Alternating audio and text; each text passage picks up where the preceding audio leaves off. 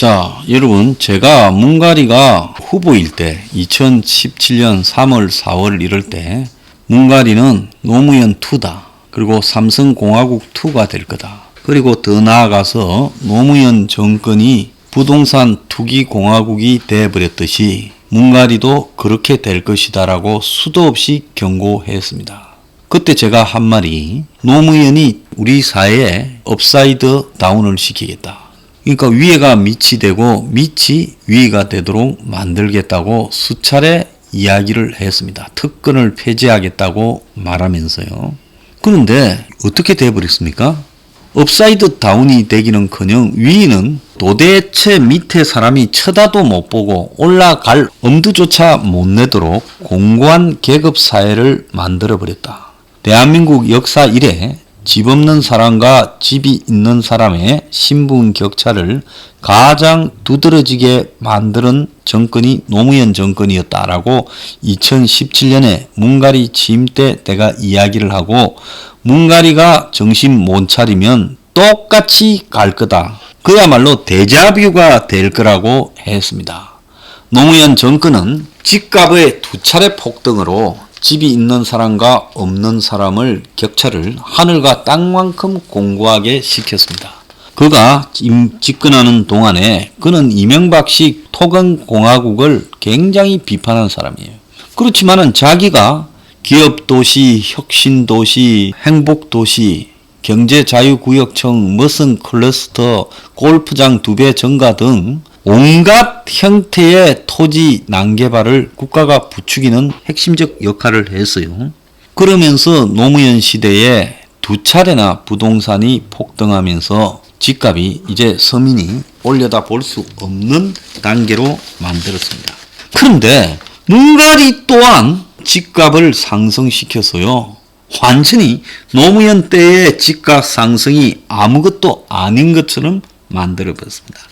오늘 아침에 조선일보에 보면 4년차에 집값 폭등한 것을 이제 5년차에 사과했는데 4년 동안 폭등한 걸요. 문재인과 노무현이 부동산 평행 이론을 갖다가 나타내고 있다. 전세난 패닉 바잉에 이어 아파트 값이 불붙자 신년 연설에서 사과했지만은 이 투기와의 전쟁에서 결국은 이제 최종적인 결론은 공급 확대로 전환한 점까지 똑같았다는 거예요. 결국 기득권 투기 세력의 요구대로 항복한 것도 똑같다는 겁니다. 문가리가 이번에 엊그제 신년사에서 주거 문제 어려움에 매우 송구하다 했는데 노무현도 2007년 7월 23일 날 단번에 잡지 못해 혼란드려 죄송하다 했어요. 4년차의 전국 아파트값 상승이 문가리는 2020년에 9.65 그리고 노무현은 13.75를 기록했습니다. 그러면서 사과하기 전에 주요 상황이 수급 불균형에 따른 전세난과 무주택자 패닉 바잉이 있었고 결국 집값 잡는 데 실패하자 이제 시장이 요구한다라는 핑계를 대는 부동산 기득권의 요구대로 공급 정책으로 전환을 했습니다. 그러니까 투기와의 전쟁이라고 초장에는 큰소리 치다가 결국은 투기 세력 원하는 대로 다 해줬죠. 오늘 아침에 신문에 보면 서울 아파트 전세가 매물이 64%가 줄고 전세 거래가 20% 넘게 예년에 비해 급감했다는 겁니다. 그래서 전세 자체가 아예 희박해져 버렸고 그래서 전세가 희귀 물건이 됐습니다. 거기에다가 전세 많은 서울에 월세 거래는 6% 늘었다는 거예요. 그래서 전세가 이제 본격적으로 높은 월세 사회로 가고 있다. 이렇게 나왔습니다. 그래서 제가 노무현 시대가 결국 빈부 격차를 완전히 올려다 볼 수도 없는 그런 부분으로 공고하게 만들어서 양극화를 확대했다라고 수차례 2017년 문가리 대선 때 문이 그리 될 것이라고 말을 했습니다. 그런데 오늘 중앙일보 일면 탑에 보면 문정부 3년의 자산 버블을 빈부격차 훨씬 키웠다. 상하이 20%의 순자산 양극화가 심화되었다.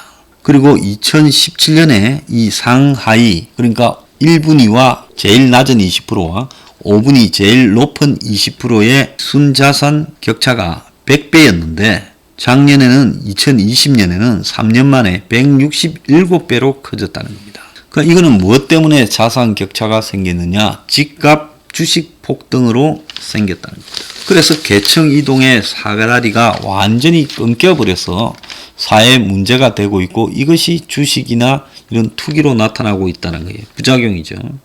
중앙일보는 경기도 일산에서 전세 사는 한 37살 무모 씨는 친한 직장 동기를 보면 자신이 초라해진다고 합니다. 중산층 가정에서 자라고 서울 소재 대학을 졸업하고 5, 6년 전에 결혼한 것은 비슷한데 문 씨는 신혼집을 전세로 했고 동기는 양가 부모 지원과 대출을 끌어모아 내 집으로 신혼을 시작했는데 일찍 부동산에 뛰어든 동기는 수억을 벌었고 폭등한 부동산 가격으로 인생 격차가 벌어졌다. 이렇게 말을 합니다. 그래서 자산 양극화가 출발이 비슷했던 두 사람을 부동산 주식이 있느냐에 따라서 완전히 넘겨볼 수 없는 계층 차이를 만들어 버렸다는 거죠.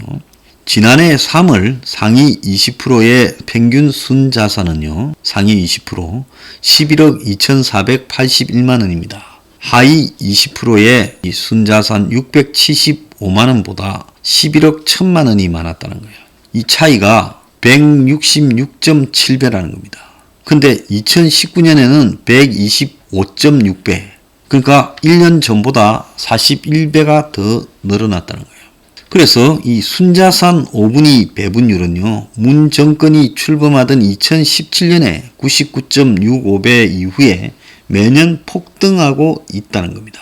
그래서 상위 20%의 평균 순자산은 2017년 9억 4,670만 원에서 계속 올라서 3년 새 18.8%가 늘어났는데 하위 20%는 같은 기간에 오히려 950만 원이 줄었어요.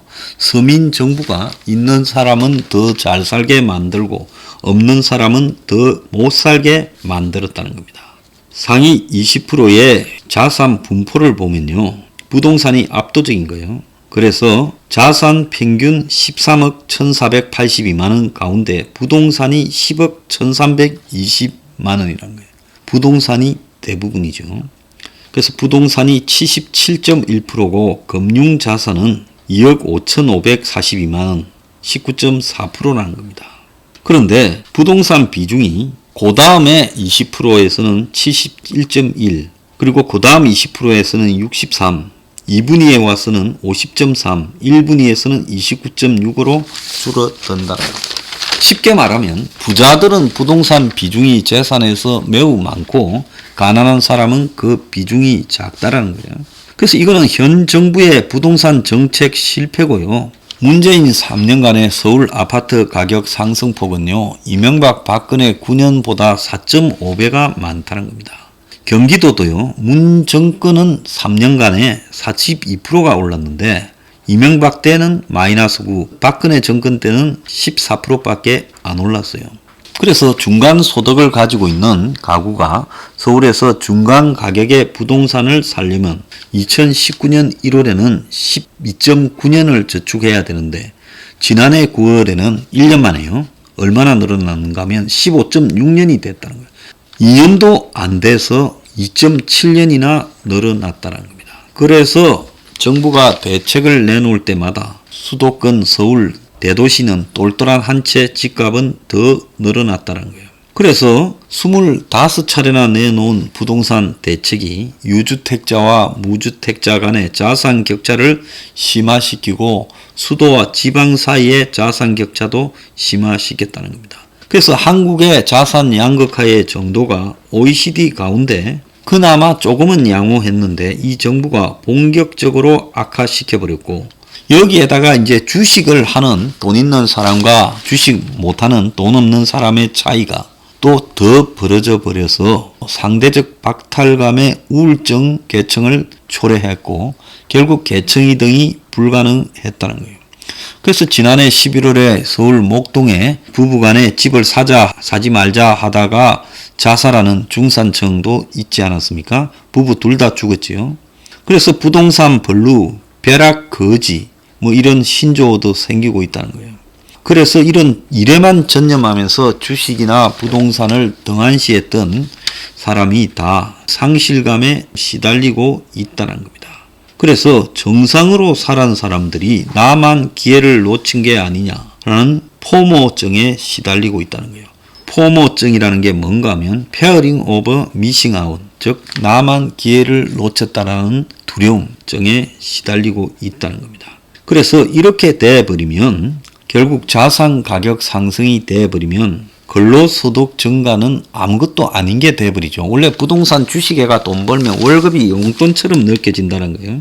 그러면 월급의 가치가 낮아지고 결국 양극화와 불평등 불균형이 심화되면서요.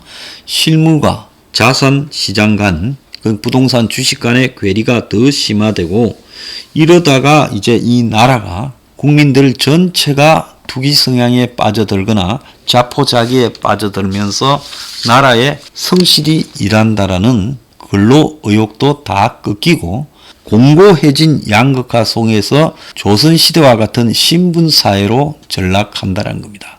이게 문정권이 사람이 먼저다라고 해놓고 노예를 만들어버리는 신통한 수인가 묻고 싶습니다.